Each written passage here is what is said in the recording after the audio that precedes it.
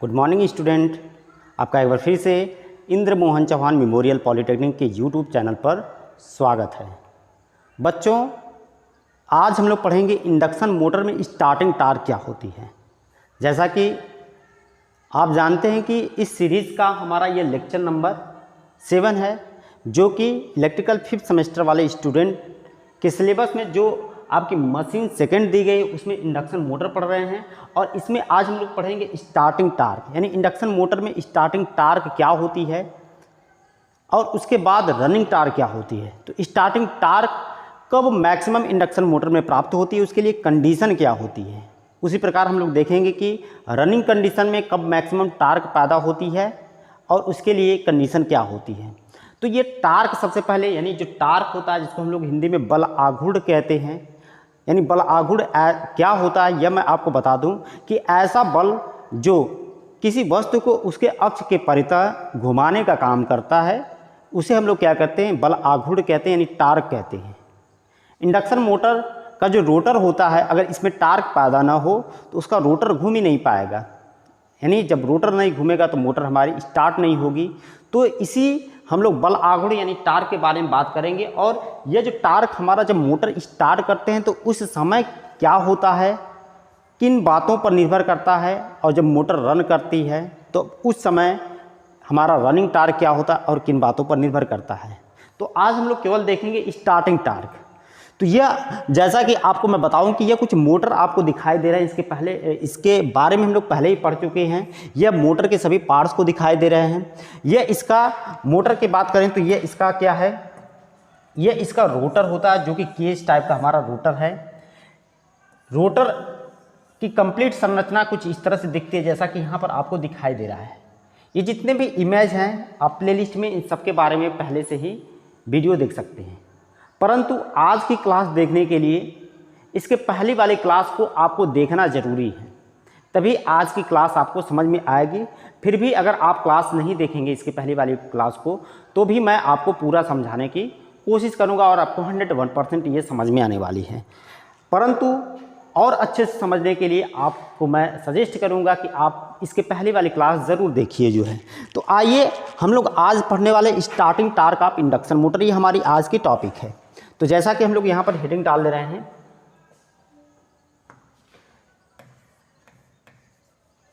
Starting torque of induction motor. Short में हम लोग इंडक्शन मोटर को इस तरह से लिख ले रहे हैं। अब स्टार्टिंग टार्क जब आप पढ़ेंगे तो कुछ चीज़ें आपको पता होना चाहिए कि इंडक्शन मोटर के बारे में।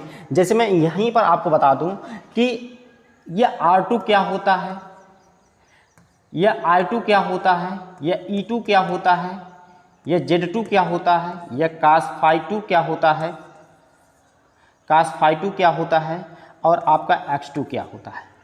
तो इनके बारे में मैंने पिछली क्लास में आपको बताया है। तो मैं थोड़ा थोड़ा बता दूं कि जो हमारा R2 होता है वह स्टार्टिंग कंडीशन में रोटर का रेजिस्टेंस होता है। यह I2 क्या होता है, यह हमारा जब मोटर स्टार्ट होती है यानी स्टार्टिंग कंडीशन में मोटर के रोटर में बहने वाली करंट होती है। यह E2 क्या होता है, रोटर में हमारा जो EMF पैदा होता है स्टार्टिंग कंडीशन में वह होता है। यह हमारा Z2 क्या होता है, रोटर का इम्पीडेंस होता है। यह X2 क्या होता है, रोटर का रिएक्टेंस होता है। यह cos phi 2 क्या होता है, रोटर का पावर फैक्टर होता है। यह सभी बातें आपको स्टार्टिंग के कंडीशन की बताई गई हैं। स्टार्टिंग ऑफ इंडक्शन मोटर, जब मोटर को स्टार्ट करते हैं तो ये सब सारी चीज़ें होती हैं।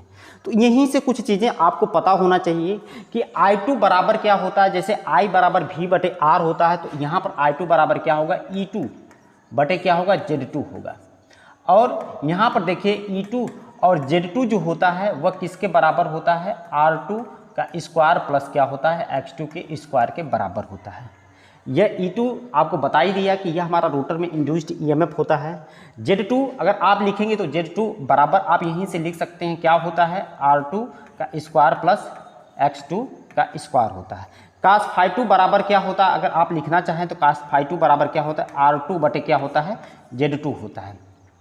तो यहीं से R2 लिखेंगे और Z2 का मान आप लिख देंगे, क्या लिख देंगे, R2 का स्क्वायर प्लस क्या लिख देंगे आप, जो है X2 का स्क्वायर लिख देंगे। और यह x2 है, और x2 क्या होता है, रोटर का रिएक्टेंस होता है, जो कि यहाँ पर हर जगह लिखा हुआ आपको दिख रहा है। तो इतनी चीज़ें आपको पता होनी चाहिए। अब इतनी चीज़ें पता है तो इसी का प्रयोग हम लोग आगे करने वाले हैं। तो देखिए, अगर मैं आपको बताऊँ तो कोई मोटर होता है जो उसका टार्क होता है, उसका जो टार्क होता है वह किन बातों पर निर्भर करता है। तो यहाँ पर मैं आपको लिख कर बताना चाहूँगा कि किसी भी मोटर का जो टार्क होता है, यहाँ पर लिख भी सकते हैं आप, जो है किसी मोटर का जो टार्क होता है,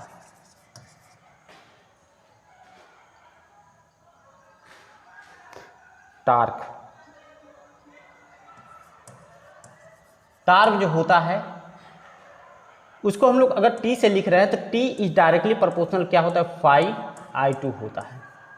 ये बात आपको पता होना चाहिए।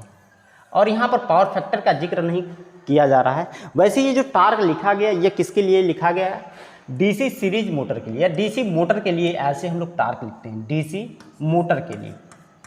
अगर एसी मोटर के लिए अगर हम लोग टार्क लिखें, एसी मोटर के लिए हम लोग टार्क लिखें तो यह क्या हो जाएगा, फाई I2, और यहाँ पर हमारा क्या आ जाएगा, फिर कास फाई 2। पावर फैक्टर भी आ जाएगा। और ये एसी मोटर के लिए टार्क लिखने का फार्मूला होता है। ये किसके लिए होता है, एसी मोटर के लिए होता है। एसी मोटर के लिए अगर हम लोग टार्क की इक्वेशन लिखें या टार्क का फार्मूला लिखें तो कुछ इस तरह से होता है। तो दोस्तों मैं आपको बताना चाहूँगा कि यहाँ पर कास फाई 2 का मान अगर आप देखेंगे तो कास फाई 2 का मान यहाँ पर है। फिर उसके बाद I2 का मान अगर आप देखेंगे तो I2 का मान आपका यहाँ पर है। अगर यहीं पर अगर हम लोग बात करें तो ये जो फाई जो होता है, फाई क्या होता है, फ्लक्स होता है। और फ्लक्स क्या होता है, जो हमारा स्टेटर होता है, स्टेटर से जो हमारा रोटेटिंग मैग्नेटिक फ्लक्स पैदा होता है, जो कि रोटर तथा स्टेटर के बीच में एयर गैप होता है, उसमें घूमता है। उसको हम लोग सिंक्रोनस स्पीड से लिखते हैं, NS से, लेकिन तो यहाँ पर फाई लिखा गया तो ये फाई भी हमारा क्या है, फ्लक्स ही है। और इसी फाई के कारण हमारा क्या होता है, E2 पैदा होता है। यानी जो रोटर में हमारा इंड्यूस्ड EMF होता है या वोल्टेज पैदा होता है, इसी फाई के कारण पैदा होता है। तो अगर आप लिखना चाहें तो फाई की जगह आप क्या लिख सकते हैं, E2 लिख सकते हैं। यानी इस इक्वेशन में अगर आप ध्यान से देखेंगे तो आपको हर एक वैल्यू अगर आप देखेंगे तो आपको दिख रही होगी। I2 का मान यहाँ से आपको दिख रहा होगा। फिर उसके बाद कास फाई 2 का मान आपको यहाँ से दिख रहा होगा, कास फाई 2 का मान ये है। फिर फाई की जगह आप क्या लिख सकते हैं, E2 लिख सकते हैं। तो सारे जो वैल्यू हैं उसको आप क्या करेंगे, इसको अगर आप समीकरण 1 कह दें, इसको आप समीकरण 1 कह दें तो समीकरण 1 में क्या करेंगे, पुट करेंगे। तो यहीं पर आप लिख भी सकते हैं कि सभी मान को समीकरण 1 में पुट करने पर हम लोग लिख सकते हैं क्या, T इज डायरेक्टली प्रोपोर्शनल, या फाई की जगह क्या लिख देंगे आप, जो है E2 इंटू आप क्या लिखेंगे, I2 की जगह आप क्या लिखेंगे, I2 की जगह इंटू क्या लिखेंगे, E2 बटे R2 प्लस X2 का होल स्क्वायर इंटू और क्या लिखेंगे, कास फाई 2 की जगह फिर आप क्या लिखेंगे, R2 बटे क्या लिखेंगे आप, जो है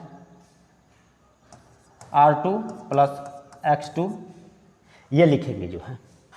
तो इतनी चीज़ें आपको यहाँ पर स्क्वायर होगा, R2 का स्क्वायर प्लस X2 का स्क्वायर, आप इसको कर लेंगे यहाँ पर जैसे फार्मूले में आपको दिख रहा है। अब यहाँ से जब प्रोपोर्शनल का चिन्ह हटेगा तो एक कांस्टेंट वैल्यू आती है, इसको भी हम लोग मेंशन करेंगे, जैसा कि आपको मैं दिखा दूँ। ये देखिए यहाँ से अगर T बराबर अगर आप लिखेंगे तो T बराबर क्या होगा, K, ये E2 में E2 का गुणा हो जाएगा तो E2 का स्क्वायर इंटू क्या होगा, R2 बटे, ये जब इसका इसमें गुणा होगा तो करड़ी हट जाएगा और होगा क्या, R2 का स्क्वायर प्लस X2 का स्क्वायर। यहाँ पर E2 की बात करें तो E2 जो होता है वह एक प्रकार का वोल्टेज है और वोल्टेज को कांस्टेंट माना जाता है। जैसा कि कोई मोटर या कहीं भी सप्लाई सिस्टम आप बनाते हैं तो वहाँ पर जो इनपुट वोल्टेज होता है वह कांस्टेंट होता है। तो यहाँ पर E2 को हम लोग कांस्टेंट मानेंगे। तो क्योंकि हम लोग क्या लिखेंगे, E2 हमारा क्या है, कांस्टेंट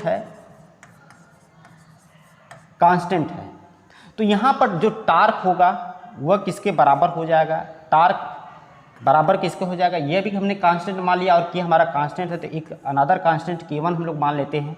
K1 इंटू क्या हो जाएगा, R2 बटे क्या हो जाएगा, R2 का स्क्वायर प्लस क्या लिखेंगे हम लोग, X2 का स्क्वायर लिखेंगे। ये चीज़ें आपको इतना पता होना चाहिए। अब इसको आप समीकरण 2 कर लीजिए, इसको आप क्या कर लीजिए, समीकरण 2 कर लीजिए। अब देखिए किसी भी मोटर में मैक्सिमम टार्क पैदा करने के लिए जो हमारा समीकरण 2 है उसको हम लोग क्या करेंगे, इंटीग्रेट करेंगे। इंटीग्रेट करते हैं और उसको हम लोग 0 के बराबर लिखते हैं। तो ये कंडीशन होती है किसी भी मोटर में मैक्सिमम टार्क प्राप्त करने के लिए। तो हम लोग इसको इंटीग्रेट करने वाले हैं और उसको फिर क्या करने वाले हैं, 0 के बराबर लिखने वाले हैं। तो यहाँ पर हम लोग इंटीग्रेट कैसे करेंगे, अब यहाँ पर लिखेंगे for maximum torque, maximum torque.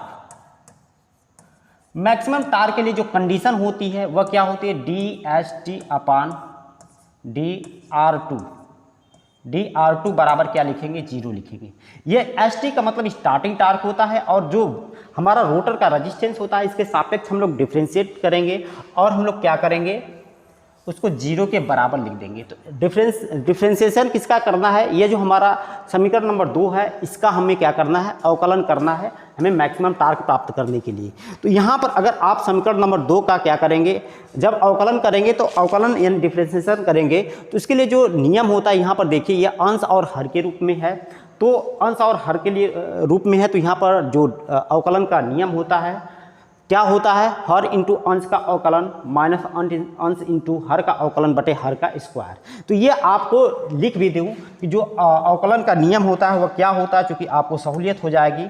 तो यहाँ पर आप देखिए जो अवकलन कैसे करना है, अंश इंटू हर का अवकलन, अंश इंटू हर का अवकलन माइनस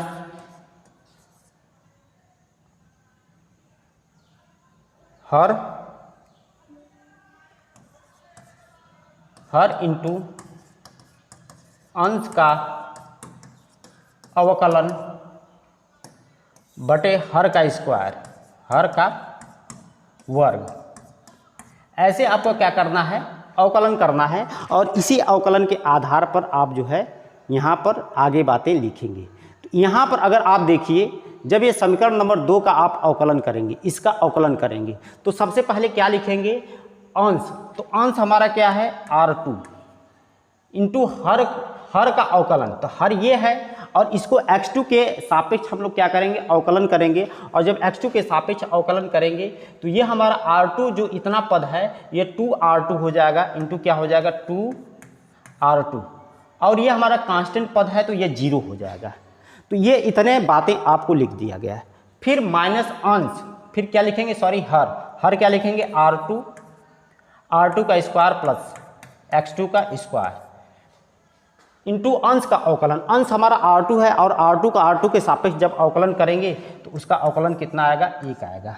और फिर क्या लिखेंगे, हर का स्क्वायर। तो यहाँ पर बटे में हम लोग क्या लिखने वाले हैं, r2 का स्क्वायर प्लस x2 का स्क्वायर, और सबका क्या लिख देंगे, होल स्क्वायर। और इसको किसके बराबर लिखना है, 0 के बराबर लिखना है। तो अगर आप ध्यान से देखेंगे तो जब इस हर का इधर गुणा करेंगे यानी 0 में गुणा करेंगे तो ये भी पद हमारा क्या हो जाएगा, 0 हो जाएगा। यानी इतना जो पद है वह किसके बराबर हो जाएगा, 0 के बराबर। तो आइए हम लोग इसके आगे लिखते हैं। आप ध्यान से देखिएगा इस चीज़ को, हमने क्या बताया आपको, जो है जब ये हर का इस 0 में गुणा करेंगे यानी इसको उधर लेकर जाएंगे तो ये पूरा पद क्या हो जाएगा, 0 हो जाएगा। क्योंकि किसी संख्या में जब हम 0 से गुणा करते हैं तो उसका मान 0 हो जाएगा। तो ये जो वैल्यू होगी वह किसके बराबर होगी, 0 के बराबर होगी। तो यहाँ से हम लोग लिखेंगे, नेक्स्ट हम क्या लिखेंगे, यह जो लिखेंगे r2 इंटू 2r2 माइनस क्या लिखेंगे, r2 का स्क्वायर प्लस x2 का स्क्वायर। ये 1 में गुणा होगा तो इसका मान उतना ही होगा और बराबर क्या हो जाएगा, 0 हो जाएगा। अब यहाँ पर देखिए r2 में r2 का जब गुणा करेंगे तो वह 2r2 का स्क्वायर हो जाएगा। और जब इसको उधर लेकर जाएंगे तो क्या हो जाएगा, r2 का स्क्वायर प्लस क्या होगा, x2 का स्क्वायर हो जाएगा। तो अब देखिए, अब यहाँ पर अगर आप देखेंगे तो इसको जब इधर लेकर आइए, r2 को इधर लेकर आइए तो 2r2 का स्क्वायर माइनस r2 का क्या लिखेंगे, स्क्वायर, बराबर क्या होगा, x2 का स्क्वायर होगा।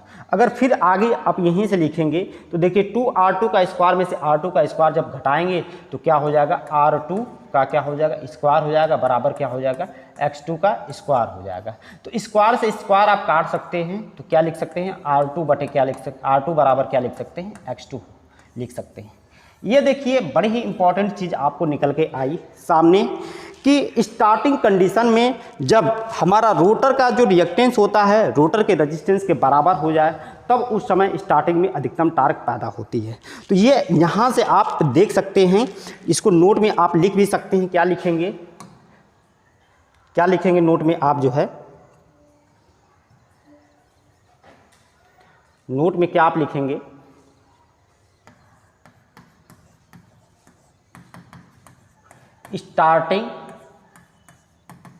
स्टार्टिंग में जब रोटर का रिएक्टेंस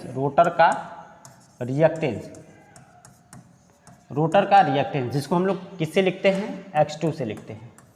रोटर का रिएक्टेंस कामा रोटर के रेजिस्टेंस जिसको हम लोग क्या लिखते हैं, R2। रोटर के रेजिस्टेंस के क्या हो जाए, बराबर हो जाए तब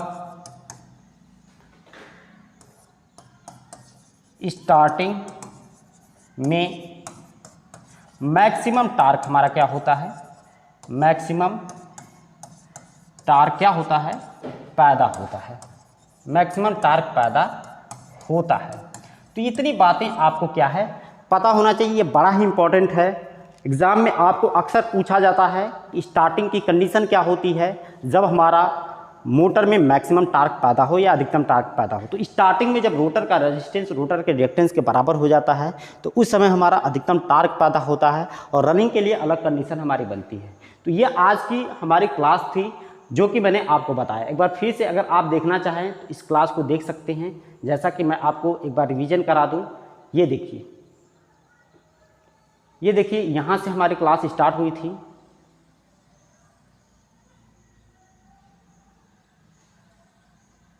ये देखिए यहाँ से हम लोगों ने पढ़ना स्टार्ट किया था।